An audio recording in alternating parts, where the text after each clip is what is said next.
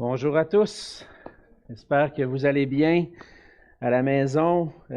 Vraiment, merci à l'équipe de louanges. Et puis, je réfléchissais, je méditais sur les chants pendant qu'on était en train de chanter, puis je me disais, ça pouvait pas être une meilleure préparation pour le message. Puis vous allez comprendre un peu pourquoi dans quelques instants. Donc, encore une fois, c'est un plaisir pour nous d'avoir ce temps, de pouvoir avoir la technologie aussi qui nous permet de continuer de partager la parole, de pouvoir louer notre Dieu.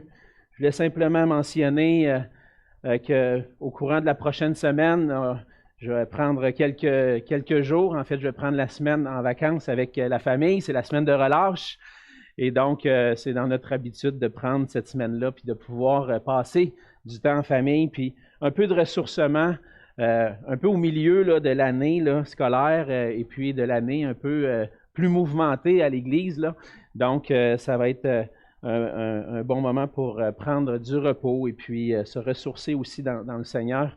Et si jamais il y a quoi que ce soit, bien, vous savez que je ne suis pas le seul pasteur ici. Il y a d'autres pasteurs, M. Bouchard, M. Morin vont demeurer disponibles pour répondre aux besoins de l'Église. Et puis, en cas d'urgence, je ferai toujours au bout du fil s'il y a quelque chose. Mais on prend ce temps pour un peu de repos.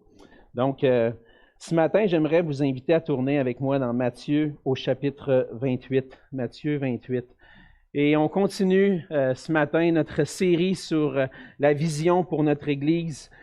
Jusqu'à maintenant, on a vu plusieurs points de notre vision, mais je vous ai présenté que dès le départ, ce qu'on veut être comme Église, on veut être une Église, une famille qui est un phare qui répand la lumière de la connaissance et de l'amour de Jésus-Christ dans notre génération et dans toutes les nations. Est-ce que ça veut dire, c'est vraiment, on veut faire connaître le Seigneur Jésus, pas seulement intellectuellement, mais aussi faire connaître son amour en action, faire connaître son amour à travers son évangile.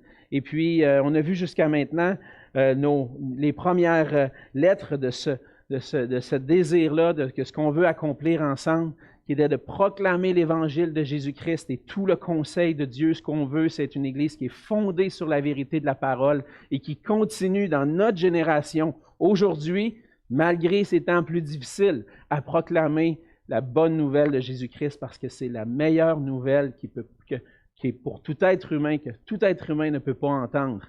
Et à travers ça, on veut aussi remplir notre mandat envers Dieu, d'honorer et d'aimer Dieu de tout notre cœur. Notre frère, M. Morin, la semaine dernière, nous a partagé dans 1 Jean 4 l'importance de démontrer de l'amour les uns pour les autres dans l'Église, mais on veut aussi être une Église qui aime sa communauté pour apporter cet évangile. Et ce matin, on est rendu à ce 4e point, qui est de reproduire des disciples matures en Jésus-Christ. Et dans 2 semaines, on va voir l'importance d'équiper des leaders pour la mission de Jésus-Christ dans l'Église et dans toutes les nations. Et donc, ce matin, on est rendu à ce point de reproduire des disciples. Et dès le départ, je vous ai mentionné que tous ces points-là, c'est pas nous qui les avons inventés. On joue un peu avec, on fait un acrostiche, on essaie de créer des moyens pour s'en rappeler puis se les approprier. Mais vraiment, ce sont tous des points qui sont enracinés dans la vérité de la parole de Dieu. Et c'est ce qu'on s'efforce à vous montrer, à démontrer à travers les dernières semaines, de vous montrer combien le Seigneur nous appelle à faire de toutes les nations des disciples et de l'honorer, de l'aimer et d'aimer notre prochain comme nous-mêmes. Donc, ce matin, on va se pencher sur Matthieu, chapitre 28, et on va lire les versets 16 à 20. Les 11 disciples allèrent en Galilée, sur la montagne que Jésus leur avait désignée. Quand ils le virent, ils l'adorèrent. Mais quelques-uns eurent des doutes. Jésus s'étant approché leur parla ainsi. « Tout pouvoir m'a été donné dans le ciel et sur la terre. Allez, faites de toutes les nations des disciples, les baptisant au nom du Père, du Fils et du Saint-Esprit, et enseignez-leur à observer tout ce que je vous ai prescrit. Et voici, je suis avec vous tous les jours jusqu'à la fin du monde. » On va se courber dans un mot de prière. Oui, Seigneur notre Dieu, on vient devant toi ce matin en reconnaissant ta grandeur. On vient devant toi, Seigneur Jésus, parce que c'est l'agneau de Dieu qui a été immolé. C'est toi qui es assis à la droite de Dieu. C'est toi qui es assis sur le trône et tu es le roi, le souverain. Et on veut, Seigneur, venir devant toi en reconnaissant que nous t'appartenons, que nous sommes tes enfants, que nous sommes tes disciples, tes serviteurs, Seigneur. Ce matin, comme dans notre habitude, Seigneur, on ouvre ta parole encore une fois pour entendre parler de toi. Et Seigneur, même si c'est notre habitude de chaque semaine ouvrir les Écritures, d'entendre ce que tu as à nous dire, Seigneur, on ne veut pas que ce soit seulement une habitude. On veut venir avec des cœurs vraiment désireux de t'entendre. Seigneur, tu es notre berger. Tu es celui qui nous conduit, qui nous protège, qui nous conduit dans la vérité. C'est toi qui nous nourris aussi par ta parole. Et on vient à toi, Seigneur Jésus, notre bon berger, afin que ce matin on puisse t'entendre. Que tes paroles puissent raviver nos cœurs, affermir nos cœurs en toi. Et qu'on puisse, Seigneur, découvrir combien tu es grand, combien tu es merveilleux. Pour qu'on puisse être des serviteurs obéissants, des disciples qui marchent à ta suite et qui s'engagent dans cette mission que tu places devant nous. Seigneur, sois avec chacun de nos cœurs. Parle-nous. On veut t'entendre. Et c'est dans le nom de Jésus que je te prie. Amen. Amen. Quelle est la mission de l'Église? Depuis des dizaines d'années, et même surtout dans les dernières années, j'ai vu et j'ai été mis en contact avec beaucoup de littérature dans le monde anglophone, puis même dans le monde francophone, à savoir quelle est la mission de l'Église.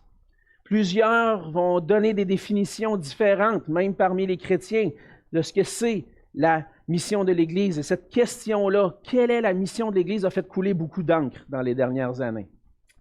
On voit qu'il y a toutes sortes de questions qui viennent. Et cette question-là surgit surtout dans un contexte où on peut dire un contexte post-chrétien en Occident.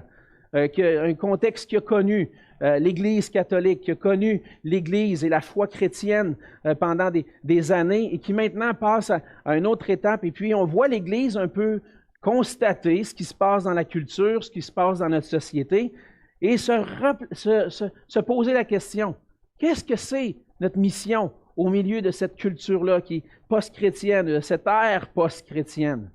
Certains vont définir la mission de l'Église comme étant de transformer notre société en manifestant de l'amour les uns envers les autres, en faisant tomber les barrières qui nous séparent, que ce soit la couleur de notre peau, notre nationalité, notre culture, que ce soit notre identité sexuelle ou notre orientation sexuelle. On veut manifester l'amour et faire tomber les barrières qui nous séparent et être ensemble, former un peuple.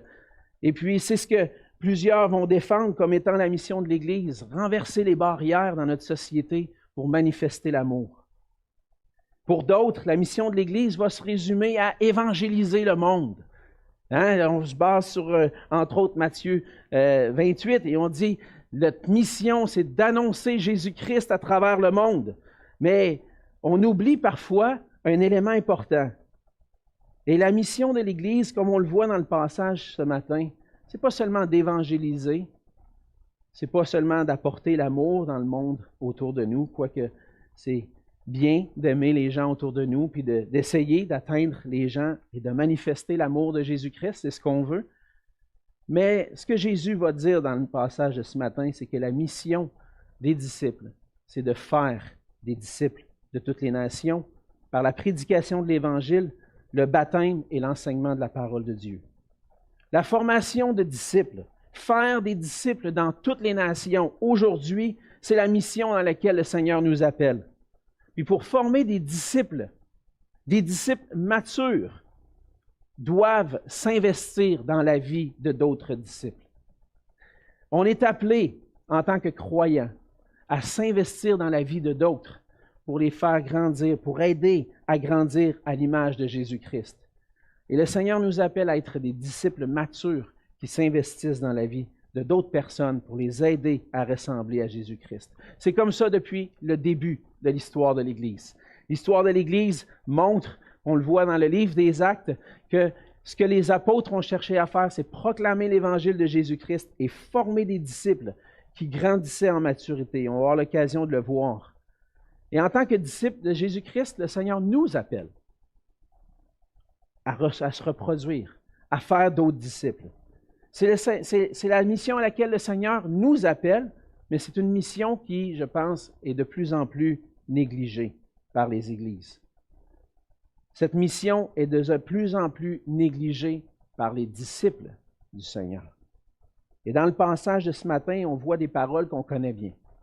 Hein, on a entendu souvent parler de ce message-là, l'importance de la mission. Et puis, on veut prendre le temps quand même de considérer le passage de ce matin dans son contexte. À quoi sert ce passage-là à la conclusion, à la toute fin de l'Évangile de Matthieu? Je pense que Matthieu a une intention particulière de placer ce message-là, cette rencontre-là que Jésus a eue avec ses disciples. Et il a un message particulier dans le contexte de tout son Évangile. Et dans le passage de ce matin, on voit que les paroles qu'on connaît bien, et pour diverses raisons, c'est des paroles que parfois on a de la difficulté à mettre en pratique. Jésus va rencontrer ses disciples après sa résurrection. Il va se présenter à ses disciples. Il leur donne un rendez-vous sur une montagne en Galilée. Et il donne ce rendez-vous-là parce qu'il veut aller à leur rencontre. Il veut être près d'eux. Il veut leur donner une mission. Et cette mission que le Seigneur a donnée à ses disciples à ce moment-là n'a pas changé. C'est la mission que les disciples de Jésus-Christ aujourd'hui doivent continuer d'accomplir jusqu'à son retour. Et donc, par obéissance au Seigneur Jésus, l'Église doit s'engager à reproduire des disciples matures en Jésus-Christ dans toutes les nations jusqu'à son retour. On doit obéir à ce commandement-là. Le Seigneur donne ce commandement-là à ses disciples. Et on doit obéir à ce commandement-là, puis on doit reconnaître de qui vient ce commandement. Ce commandement-là nous vient de Jésus-Christ, qui est le Seigneur, le roi souverain, qui possède l'autorité sur toute chose. Et c'est ce que Matthieu veut communiquer ici à la fin de son évangile. Qui est ce Jésus? C'est ça le but des évangiles. Qui est ce Jésus qui est venu? Qu'est-ce qui est venu accomplir, ce Jésus?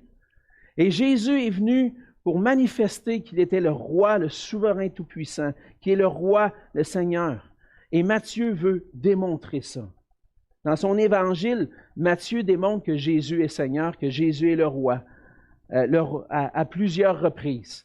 On le voit dès le départ, au début de son évangile, dans Matthieu au chapitre 2. Lors de la naissance de Jésus, les mages arrivent d'Orient et puis ils sont à la recherche d'un enfant qui vient de naître. Et ils vont voir, entre autres, le roi Hérode. Ils vont dire, où est le roi des Juifs qui vient de naître?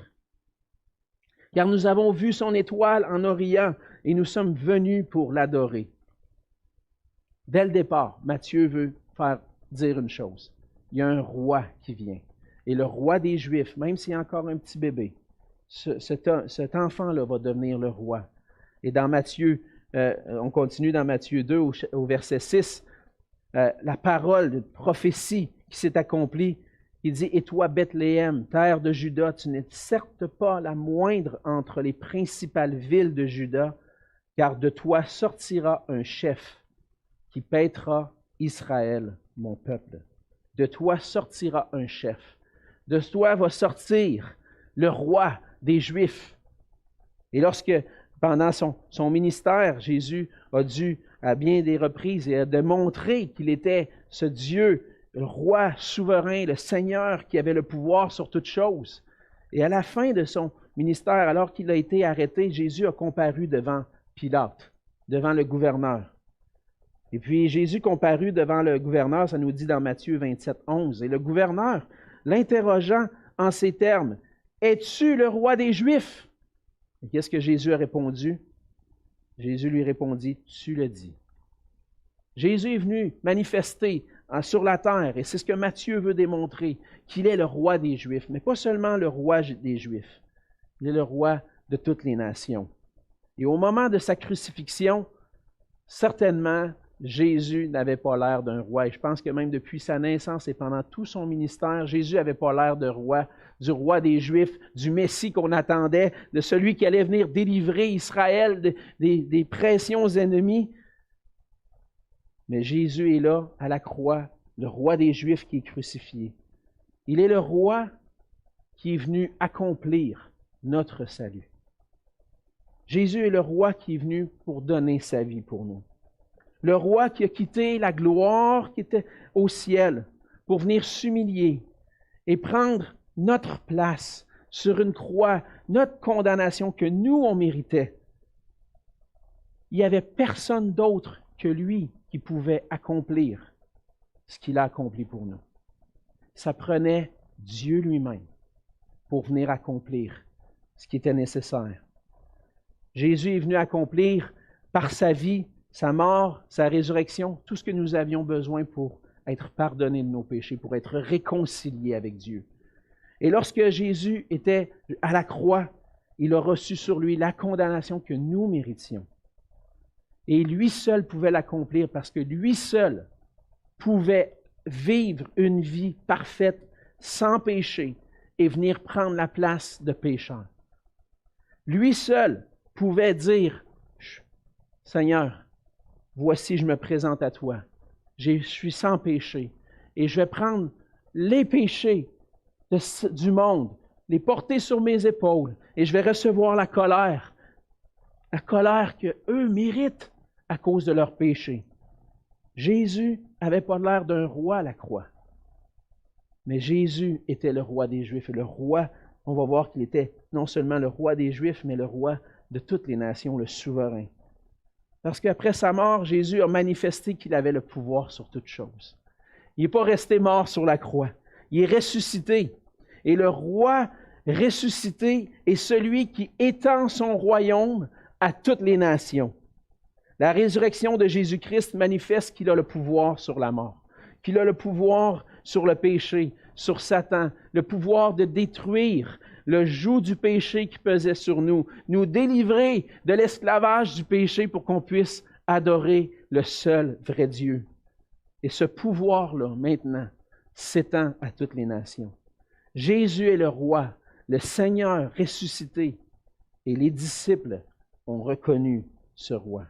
Tantôt, on a chanté des louanges au Seigneur Jésus. On a chanté combien son nom est merveilleux, celui qui nous a délivrés, celui qui... Il n'y a personne qui est son égal, il n'y a personne qui est son rival. Il est le roi ressuscité. Et c'est ce qu'on veut proclamer, parce que c'est ce qu'on voit dans ce passage ce matin, c'est que le Seigneur ressuscité s'est présenté à ses disciples. Il n'est pas seulement ressuscité puis monté au ciel. Il s'est manifesté. Il y a des gens qui ont été témoins de sa résurrection. Celui qui était cloué à la croix est sorti du tombeau et en est sorti victorieux. Et aujourd'hui, ce roi victorieux étend son royaume dans toutes les nations. Et les disciples ont reconnu qu'il était le roi. On voit dans le passage que Jésus va rencontrer les disciples sur la montagne qu'il leur avait désignée. Et quand ils le virent, verset 17, ils l'adorèrent. C'est clair dans les Écritures qu'il y a, d'un couvert à l'autre de la Bible, qu'il n'y a personne d'autre que Dieu qui mérite l'adoration, qui est digne de l'adoration. Mais on voit dans le passage que Jésus est le Fils de Dieu, Dieu lui-même qui est venu et qui est digne d'adoration. Les disciples ont cru. Il y en a qui ont eu des doutes. Et probablement, je peux comprendre, et certains commentateurs vont dire, malgré le fait qu'ils ont eu des doutes de voir, hey, il est ressuscité, ça se peut-tu vraiment, cette affaire-là? Un homme qui revient à la vie, et ça, fort probablement, il y en a plusieurs qui ont dû être perplexes, de dire, on voit jamais ça, c'était pas plus courant dans le temps de Jésus qu'aujourd'hui de voir quelqu'un qui revient à la vie. Ils ont eu des doutes, mais malgré tout, ils l'ont adoré. Ils ont reconnu en lui le Seigneur, le roi ressuscité. Et Jésus est ce Seigneur digne de nos louanges, digne de recevoir l'adoration par toutes les nations pour l'éternité. C'est ce qu'on voit entre autres à la fin du récit biblique dans l'Apocalypse au chapitre 5, les versets 9 à 13. On voit que dans la vision de Jean, que Jean a une vision sur l'île de Patmos et il voit le trône de Dieu, le trône de l'agneau. Et il réalise qu'il y a personne qui peut ouvrir le livre qui est dans la main de celui qui est assis sur le trône. Et puis là, il y a un agneau qui se présente. Et puis il y a des êtres vivants qui sont autour du trône et qui disent ceci. Ils chantaient un cantique nouveau en disant « Tu es digne de prendre le livre et d'en ouvrir les sceaux, car tu as été immolé et tu as racheté pour Dieu, par ton sang, des hommes de toute tribu, de toute langue et de tout peuple et de toute nation. Tu as fait d'eux un royaume et des sacrificateurs pour notre Dieu, et ils régneront sur la terre. Je regardai et j'entendis la voix de beaucoup d'anges autour du trône, des êtres vivants et des vieillards, et leur nombre était des myriades de myriades et des milliers de milliers, et ils disaient d'une voix forte, « L'agneau qui a été immolé est digne de recevoir la puissance, la richesse, la sagesse, la force, l'honneur, la gloire et la louange. » Et toutes les créatures qui sont dans le ciel, sur la terre, sous la terre, sur la mer, et tout ce qui s'y trouve, je les entendis qui disaient à celui qui est assis sur le trône et à l'agneau, soit la louange, l'honneur, la gloire et la force au siècle des siècles. Le Seigneur Jésus qui se présente à ses disciples après sa résurrection, c'est le Seigneur qui est assis sur le trône, le roi, celui qui domine sur toutes choses, celui qui est venu donner sa vie et qui a été immolé afin de rassembler pour Dieu un royaume fait de des gens de toute langue, toute tribu, toute nation sur la terre. Et le Seigneur donne, ce Seigneur glorieux, ce roi, donne un commandement à ses serviteurs. Il donne un commandement à ses disciples. Il leur dit, « Allez, faites de toutes les nations des disciples, en les baptisant au nom du Père, du Fils et du Saint-Esprit, et enseignez-leur à observer tout ce que je vous ai prescrit. » Le Seigneur donne ce commandement. On doit reconnaître qui est celui qui nous donne ce commandement. Il est celui qui règne, celui qui est digne de recevoir l'adoration. Il est celui qui possède le pouvoir sur toutes choses. Pendant son ministère, Jésus a manifesté qu'il avait le pouvoir. Il a manifesté qu'il était Dieu, le pouvoir de guérir des maladies, le pouvoir de chasser des démons, le pouvoir de pardonner les péchés, le pouvoir de calmer la tempête, le pouvoir d'accomplir quoi que ce soit, parce qu'il a le pouvoir sur toutes choses. Il est digne d'adoration parce qu'il possède le pouvoir. Après la résurrection, le Père a donné au Fils l'autorité sur toutes choses. Jésus va déclarer « Tout pouvoir m'a été donné dans le ciel et sur la terre. » Et cette déclaration-là marque l'accomplissement d'une prophétie. L'accomplissement de la prophétie de Daniel en ce qui concerne le Messie, le Christ qui devait venir. On peut lire dans Daniel 7, les versets 13 à 14. Encore une fois, une vision que Daniel a eue. Il dit, « Je regardais pendant mes visions nocturnes, et voici, sur les nuées des cieux, arriva quelqu'un de semblable à un fils de l'homme. Il s'avança vers l'Ancien des jours, et on le fit approcher de lui. On lui donna la domination, la gloire et le règne, et tous les peuples, les nations et les hommes de toute langue le servirent. Sa domination est une domination éternelle qui ne passera point, et son règne ne sera jamais détruit. » Par la résurrection de Jésus, par son ascension à la droite de Dieu, Jésus a accompli cette prophétie. Il a reçu de Dieu cette domination éternelle qui ne cessera jamais, un règne qui ne sera jamais détruit. Et lorsqu'on considère que Jésus est Seigneur, le roi sur toutes choses, on peut considérer sur jusqu'où s'étend son pouvoir. Et on peut dire qu'il n'y a pas un atome dans l'univers qui n'est pas soumis à la volonté de Christ. Il n'y a pas un atome dans l'univers qui n'est pas soumis à son autorité. Et nous devons reconnaître son autorité et lui obéir. Et nous voulons obéir à la mission que le Seigneur nous a donnée en reconnaissant qu'il est celui qui possède le pouvoir sur toutes choses, qu'il est digne d'adoration, qu'il est digne de recevoir nos cœurs et notre obéissance. Donc, on veut obéir au Seigneur parce qu'il est celui qui possède tout pouvoir, il est notre Seigneur. Et on veut obéir à ce qu'il nous a commandé. Et ce que le Seigneur nous a commandé, c'est de faire des disciples dans toutes les nations. Comment on fait ça? Et là, j'entends plein de personnes, des chrétiens de longue date, même parfois, qui disent « Ouais, mais qu'est-ce qu'on va faire? Je ne sais pas comment m'y prendre. Je ne sais pas comment commencer. Je ne sais pas comment on fait pour aider d'autres personnes à devenir semblables à Jésus. » C'est notre rôle à l'Église, ici, de vous équiper pour pouvoir le faire. Mais une des choses qu'on a besoin de réaliser, si on veut faire des disciples matures en Jésus-Christ, c'est qu'on a premièrement la responsabilité nous-mêmes d'être des disciples matures. On doit être des modèles. On doit être des modèles de ce que ça veut dire obéir à tout ce que Jésus a prescrit. On ne doit pas chercher à demeurer des bébés spirituels ou des enfants spirituels, mais à devenir des adultes, des hommes faits, des hommes et des femmes matures en Jésus-Christ. Et ça commence là, faire des disciples de Jésus-Christ. De dire, moi, je suis un disciple de Jésus-Christ et je ne veux pas être un bébé spirituel. Je veux être un homme, une femme affermi et obéir au Seigneur, lui consacrer toute ma vie et dire, moi, je veux marcher pour lui. Mais il arrive que des chrétiens demeurent immatures, puis parfois pendant plusieurs années. Dans l'Épître aux Corinthiens, Paul dit aux chrétiens de Corinthe, il dit, pour moi, frères, ce n'est pas comme à des hommes spirituels que j'ai pu vous parler, mais comme à des hommes charnels, comme à des enfants en Christ. Je vous ai donné du lait, non de la nourriture solide, car vous ne pouviez pas la supporter, et vous ne le pouvez pas même à présent parce que vous êtes encore charnels.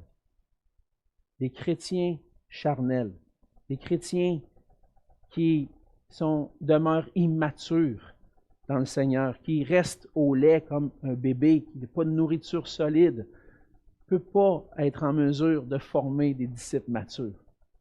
Alors, former des disciples, ça commence avec notre propre cœur. Et puis, je vous dis ça, puis je vois tellement dans ma vie les endroits où moi-même j'ai besoin de grandir à maturité. Je ne suis pas encore parfait, je suis loin d'être parfait, puis des fois, demandez à ma femme, demandez à mes enfants, ils voient tous les côtés. Vous voyez juste le bon côté, en quelque sorte. Mais moi, je connais mon cœur. On a tous des endroits où on a besoin de grandir. On a tous des endroits où on a besoin de grandir en maturité. Et puis, on a besoin de devenir des chrétiens matures, des hommes matures dans tous les domaines. Et le Seigneur n'a pas fini son travail avec nous. Ça ne nous empêche pas de chercher la croissance, de chercher à s'investir dans d'autres personnes. Pour pouvoir devenir des disciples matures, on a besoin nous-mêmes d'être des disciples matures. Pour pouvoir se reproduire comme disciples, on a besoin d'être matures. Alors, dernièrement, on a un petit oiseau à la maison. On s'est fait donner ça par un frère, puis une sœur, puis un canari. Puis c'est un mâle, puis il a une belle voix. Il chante bien, on l'entend chanter, tout ça. Et puis, nous est passé par l'esprit que ça serait peut-être le fun d'essayer de voir pour qu'il puisse se reproduire. Il puisse se reproduire. Fait que dernièrement, on est allé à l'animalerie, on est allé acheter une petite femelle. Fait qu'on va voir qu'est-ce que ça va donner. On est dans le temps de la reproduction. Mais je lisais un peu là-dessus, sur comment on va faire, qu'est-ce qu'il y a des choses qu'on peut faire, puis on aimerait ça multiplier des oiseaux. Et qu'est-ce qu'on a besoin? Il nous donnait des instructions. Et une des instructions, c'est que le mâle et la femelle doivent atteindre un âge de maturité. Et cet âge-là arrive autour de 1 an. On ne peut pas les mettre ensemble s'ils n'ont pas la maturité, s'ils ne sont pas devenus des adultes. Et comme les oiseaux ne peuvent pas se reproduire s'ils n'ont pas atteint une certaine maturité, mais la même chose pour des chrétiens, qui veulent se reproduire ont besoin d'atteindre une maturité spirituelle, de devenir des adultes dans la foi. Et on grandit en maturité comme ça. On a besoin de grandir. On a besoin d'être des hommes faits, des femmes matures. Comment on fait pour ça? Ben, mon petit oiseau, j'y donne la nourriture. J'y donne de l'eau. J'y donne les soins qu'il a besoin pour pouvoir grandir, pour pouvoir que son corps puisse prendre la maturité. Je fais la même affaire avec mes enfants. Disons que quand ils sont rendus ados, ça coûte plus cher. Le frigidaire se vide plus vite, puis la dépense aussi. Mais on les nourrit, puis on veut qu'ils deviennent, qu'ils soient en forme. Mais c'est la même chose pour nous. On a besoin de nourriture spirituelle. Et c'est pour ça qu'on vous a parlé de l'importance de notre désir de proclamer l'Évangile, puis d'enseigner tout le conseil de Dieu, parce que notre nourriture spirituelle se trouve dans la parole. L'homme ne vivra pas de pain seulement, mais de toute parole qui sort de la bouche de Dieu. On a besoin de nourrir nos âmes par la parole. Comment est-ce que je vais être transformé? Comment est-ce que je vais grandir dans les domaines de ma vie où j'ai des luttes, où j'ai plus de difficultés? C'est en me tournant vers la parole de Dieu, en étudiant, en apprenant ce que le Seigneur m'enseigne, ces principes, les appliquant à mon cœur. Seigneur, aide-moi dans ce domaine-là, aide-moi à grandir. Et puis se rappeler pour que par l'Esprit de Dieu, ces paroles-là puissent avoir leur effet dans nos vies, qu'on puisse grandir. Et comme les enfants, comme les animaux ont besoin de nourriture pour grandir dans notre foi, et comme disciples de Jésus-Christ, on a besoin de cette nourriture spirituelle et de puiser régulièrement dans cette parole pour nous fortifier dans notre foi. Et non seulement juste se nourrir, parce qu'on peut se nourrir, puis à un moment donné, on fait de l'embonpoint. Hein? Je pense que depuis les fêtes, j'ai pris quelques livres. J'ai regardé la balance un matin, puis je me suis dit, oups là, j'avais commencé un régime avant, puis là, je commence à dire, coudonc, mes pantalons sont un peu plus serrés. Je peux me nourrir, mais j'ai besoin de m'activer aussi. Et ça, avec les mois d'hiver, c'est un peu plus difficile. Hein? Et donc, je me disais, ouais, c'est le temps de ne pas juste se nourrir, mais de se dépenser un peu aussi. Et la même chose pour nous comme chrétiens. On peut être des étudiants de la parole, on peut s'asseoir dans les dimanches après dimanche, écouter des prédications, des cours, nommez-les, on peut se nourrir. Mais à un certain moment donné, on peut être peut-être le temps que le Seigneur dise, ben, lève-toi un petit peu, puis mets donc en pratique ce que tu apprends. Hein? Et puis, c'est ce que Jésus faisait. Quand Jésus est venu sur la terre, il est venu pour accomplir la volonté de son Père. Puis il a dit, ma nourriture, c'est de faire la volonté de Dieu. Dans Jean 4, les versets 31 à 35. On est après, là, dans le contexte, on est après là, que Jésus a eu la conversation avec la femme samaritaine.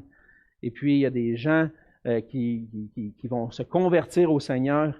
Et puis, c'était l'heure de manger. Et puis, les disciples vont vers Jésus. Pendant ce temps, les disciples le pressaient de manger, disant, « Rabbi, Seigneur, mange! » Mais il leur dit, « J'ai à manger une nourriture que vous ne connaissez pas. » Les disciples se disaient donc les uns aux autres, « Quelqu'un lui aurait-il apporté à manger? » Jésus leur dit, « Ma nourriture est de faire la volonté de celui qui m'a envoyé et d'accomplir son œuvre. Ne dites-vous pas qu'il y a encore 4 mois jusqu'à la moisson? Voici, je vous le dis, levez les yeux et regardez les champs qui déjà blanchissent pour la moisson. » Je me nourris spirituellement avec la parole. Mais la nourriture de Jésus, c'était de connaître Dieu, d'avoir cette relation avec son Père, mais aussi de lever les yeux et de voir cette moisson qui est grande. Une moisson qui blanchit, qui a besoin qu'on entre dans cette moisson puis qu'on aille chercher des ouvriers, qu'on envoie et qu'on se mette à l'œuvre, qu'on se lève un peu puis qu'on perde du poids spirituel en se mettant à l'œuvre spirituellement, si je peux dire. Comme la nourriture de Jésus c'était la parole de son Père et de faire la volonté de son Père, on a besoin de grandir, nous, en maturité, en nous nourrissant de la parole, mais en se mettant à l'œuvre pour lui, en accomplissant sa volonté. Se nourrir et passer à l'obéissance. Se nourrir, passer à l'action. Et nous avons cette responsabilité-là, comme d'être des disciples matures qui obéissent au Seigneur et qui reproduisent des disciples matures. Et lorsqu'on voit le passage dans Matthieu 28, on voit souvent dans les traductions, en fait, un impératif au début du verset 19 qui dit « Allez ». Et lorsqu'on prend le temps d'analyser un peu plus dans la langue originale, il y a juste un impératif dans le passage.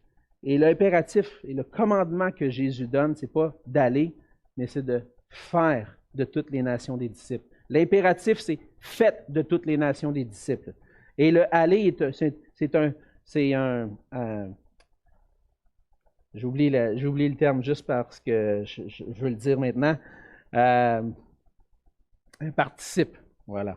Un participe qui dit « en allant, faites de toutes les nations des disciples, les baptisant au nom du Père, du Fils et du Saint-Esprit, et enseignez-leur à observer tout ce que je vous ai prescrit. » Donc, ce que le Seigneur nous demande, ce n'est pas d'aller, c'est de faire des disciples. Et il nous dit comment le faire. Comment est-ce que je fais pour faire des disciples? Premièrement, en allant. En allant là où tu es présentement, peut-être. Là où Dieu te conduit dans ta vie. Là où le Seigneur te conduit, c'est là que tu vas faire des disciples. Fais des disciples à cet endroit-là. Puis, qu'est-ce que je dois faire? Je dois aller, évidemment, témoigner de Christ. Parce que c'est le témoignage de Christ qui va amener les gens à être baptisés. Les baptiser, les enseigner. Allez, faites des disciples. Excusez-moi. Faites des disciples en allant, en baptisant, en enseignant. Et ce qui me frappe le plus dans ce passage-là, c'est de comprendre que le Seigneur ne nous dit pas « évangéliser le monde ». Certains voient la mission de l'Église, comme je l'ai mentionné tout à l'heure, comme étant d'apporter la bonne nouvelle au monde. Ça fait partie certainement de la mission, mais elle ne se limite pas à ça. Parce que la mission que Jésus donne, ce n'est pas l'évangélisation. L'évangélisation, c'est juste le début de la mission. Ce que le Seigneur donne comme mission, c'est de faire des disciples. Et malheureusement, j'ai vu beaucoup j'ai grandi dans l'Église et puis dans le ministère. J'ai vu beaucoup de chrétiens parfois qui avaient à cœur d'évangéliser, mais que ça se limitait à ça. De voir quelqu'un faire une prière de repentance. Hey, j'ai prêché l'Évangile, il a fait la prière de repentance, puis il est sauvé. Puis on se réjouit de ça, puis c'est comme si le travail s'arrête là. Excusez, c'est là que ça commence, dans la mission que le Seigneur nous donne. Oui, il nous donne la mission d'évangéliser, mais ça ne se limite pas à ça. C'est juste le commencement. Évangéliser, faire des disciples, ça ne se limite pas à faire juste des convertis. Ça se continue en les baptisant et en leur enseignant tout ce que Jésus a prescrit. En leur enseignant à devenir à leur tour des disciples matures en Christ. Faire des disciples, ça demande beaucoup de temps, beaucoup d'énergie. Et pour m'être investi dans la vie de certaines personnes à travers les années, ça demande du temps. Puis des fois, des obstacles, des luttes, on travaille ensemble, on prie ensemble, et puis tranquillement, on voit les gens grandir dans le Seigneur. Ça demande beaucoup. Mais on ne le fait pas par notre propre force. On le fait par la force que Dieu nous donne. Parce qu'à lui appartient tout pouvoir. C'est ce que le Seigneur Jésus dit. Dans Colossiens au chapitre 1, les versets 28 et 29, on voit ce que l'apôtre Paul avait à cœur. Il dit, c'est lui que nous annonçons. On annonce, on évangélise, exhortant tout homme et instruisant tout homme. Donc, on va un peu plus loin, en toute sagesse, afin de présenter à Dieu tout homme devenu parfait, mature en Christ. C'est à quoi je travaille en combattant avec sa force qui agit puissamment en moi. L'apôtre Paul a évangélisé, mais l'apôtre Paul a formé des disciples. Il a mis toute son énergie. Il a puisé dans la force que le Seigneur donne, dans le pouvoir que le Seigneur nous donne par son esprit, pour combattre et présenter à Dieu des hommes et des femmes matures en Jésus-Christ. Et d'obéir à cette mission que le Seigneur nous donne. Ça nous demande de sortir de notre zone de confort. Non seulement pour prêcher l'Évangile, mais pour nous investir dans la vie de disciples afin qu'ils deviennent parfaits matures en Christ. Et donc, on fait des disciples en allant, en baptisant, en enseignant tout ce que le Seigneur a prescrit. Et lorsqu'on dit qu'on fait des disciples en allant, bien, ça commence, comme je le disais, là où le Seigneur nous dirige. Et si vous avez la difficulté à dire, bien, je ne sais pas où, dans le cours d'évangélisation explosive que j'ai eu l'occasion d'enseigner plusieurs reprises, on donne un moyen, encore une fois, mnémotechnique pour se rappeler. On veut se rappeler vers qui le Seigneur nous envoie. Le Seigneur nous envoie vers nos PAVEC. J'aurais dû l'afficher à l'écran. P-A-V-E-C. Okay? Qu'est-ce que ça veut dire PAVEC? La parenté, nos amis, nos voisins, les étrangers qu'on peut côtoyer et nos collègues. Donc, le Seigneur nous envoie vers nos PAVEC. Et je pense qu'une des premières choses que le Seigneur nous envoie, nous demande de faire, c'est de prier pour ces gens-là. Parenté, amis, voisins, étrangers, collègues, PAVEC. De prier. Qui sont les gens que le Seigneur met sur ma route? Je veux prier que le Seigneur me donne une porte ouverte pour que je puisse partager sa grâce. Pour les parents, ça commence avec nos enfants. Certainement, on veut que nos enfants viennent au Seigneur. On veut que nos enfants aient un cœur consacré à Dieu. Et je sais qu'il y a plusieurs parents ici dans l'Église qui ne sont pas convaincus encore que leurs enfants sont vraiment des disciples de Jésus-Christ. Mais pour les parents avec des jeunes enfants à la maison, c'est votre responsabilité de former des disciples de Jésus-Christ. Évidemment, ça se fait avec la grâce de Dieu qui vient dans leur vie et qui un jour va se manifester, porter du fruit. Mais on a besoin, en tant que parents, d'enseigner nos enfants selon la parole, de leur enseigner ce que ça veut dire vivre l'Évangile au quotidien, de ce que ça veut dire se repentir de nos péchés, de placer notre confiance en Jésus-Christ et de s'appuyer, non pas sur nous-mêmes, sur nos forces, mais sur sa grâce pour marcher. Et si vous avez encore des enfants à la maison, parents, votre responsabilité commence avec vos enfants, avec votre famille, et ensuite de ça avec les gens que vous côtoyez. Là où on va, le Seigneur nous appelle à être ses témoins et à faire des disciples. Ensuite de ça, on fait des disciples en les baptisant. Et les baptiser, c'est de voir ces gens-là venir au Seigneur. Et le baptême, c'est ce premier pas d'obéissance dans l'obéissance à Jésus-Christ. Premier pas d'obéissance du disciple qui manifeste que Jésus est son Seigneur. Et le baptême va représenter ça. Et ensuite, on veut les enseigner à observer tout ce que Jésus a prescrit. Et ce que Jésus a prescrit, ça veut dire aussi de leur enseigner comment faire des disciples, de leur enseigner à faire des disciples, à se reproduire eux-mêmes. Et comme un enfant a besoin qu'on prenne le temps nécessaire pour prendre soin et le nourrir, les disciples du Seigneur ont aussi besoin pour devenir matures. Dans 1 Thessaloniciens, chapitre 2, versets 11 et 12, encore une fois l'exemple de l'apôtre Paul, vous savez aussi que nous avons été pour chacun de vous ce qu'un père est pour ses enfants, vous exhortant, vous consolant, vous conjurant de marcher d'une manière digne de Dieu qui vous appelle à son royaume et à sa gloire. Le Seigneur a besoin de parents, de papas et de mamans spirituelles dans son Église. Pour aider les jeunes adultes, les jeunes croyants, ceux qui grandissent dans la foi, pour les encourager, les consoler, les conjurer de marcher pour le Seigneur d'une manière qui est digne du Seigneur, pour les aider à grandir en maturité. Et le commandement que Jésus donne à ses disciples et auquel on doit obéir, c'est de reproduire des disciples matures en Jésus-Christ.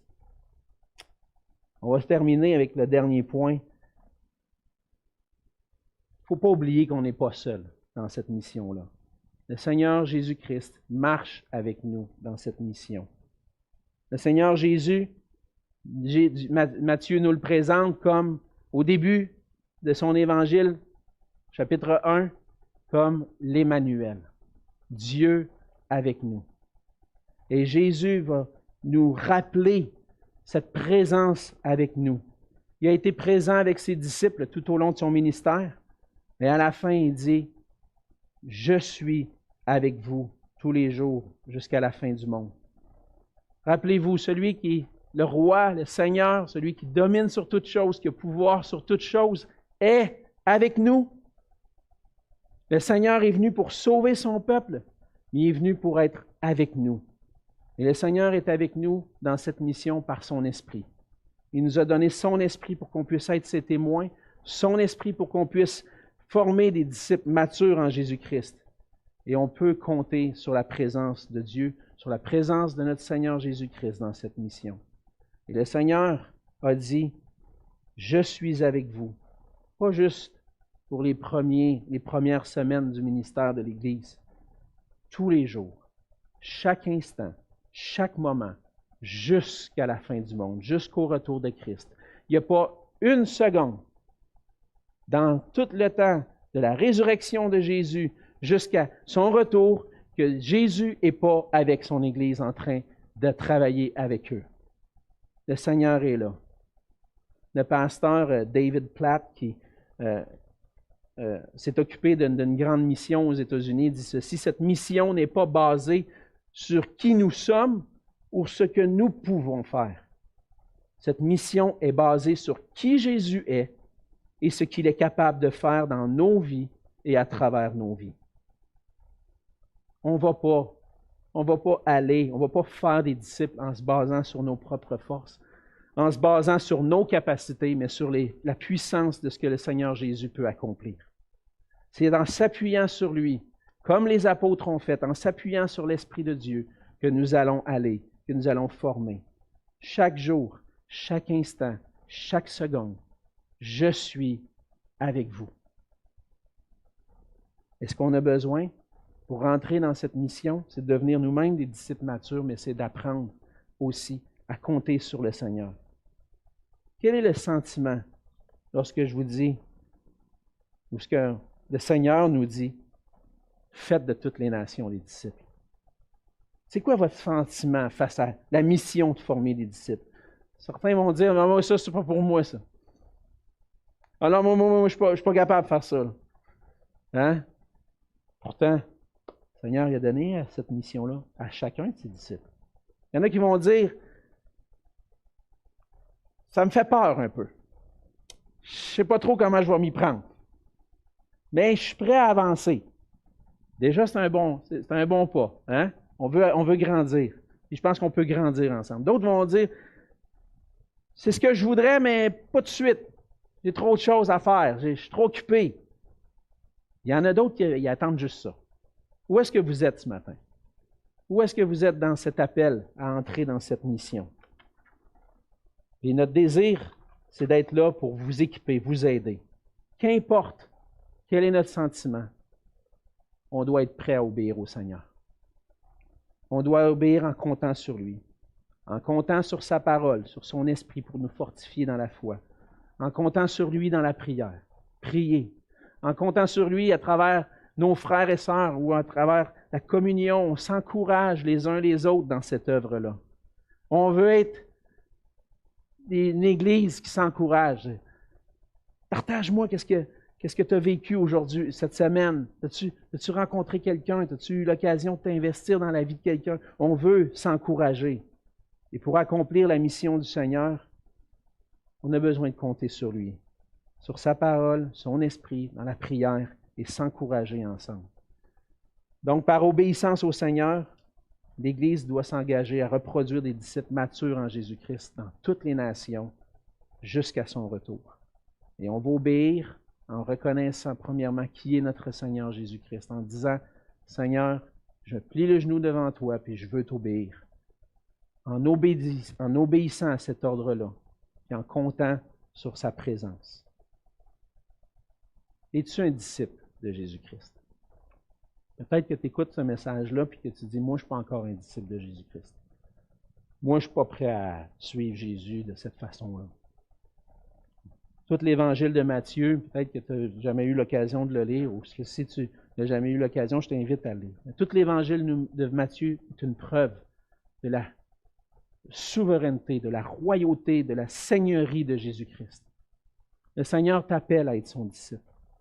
Il s'est donné pour toi à la croix, il a versé son sang, il était prêt à te pardonner de tes péchés, viens à lui, tu as juste à venir à lui, puis reconnaître ton péché, puis dire, Seigneur, j'ai besoin de toi, j'ai besoin de ta grâce, je veux être ton disciple. Puis si tu es déjà un disciple de Jésus-Christ, le Seigneur t'appelle à t'engager dans son service, à t'investissant dans la vie de d'autres personnes pour les encourager à devenir de plus en plus semblables à Jésus-Christ. Donc, qui qu'on soit, peu importe, chrétien ou non chrétien, Seigneur Jésus, le souverain, le roi, t'appelle à quelque chose. Sois son disciple. Il t'appelle à être un disciple mature qui va faire d'autres disciples.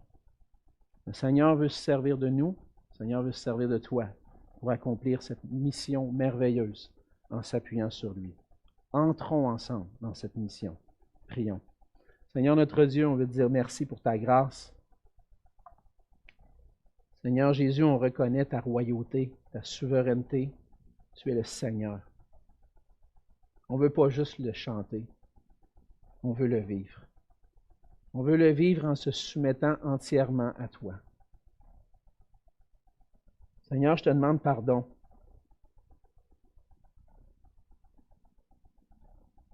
Je te demande pardon pour les moments dans ma vie où j'étais tellement préoccupé par d'autres choses que faire des disciples, ce n'était pas ma priorité. Je te demande pardon pour tous les moments dans ma vie où je ne marche pas comme ton disciple.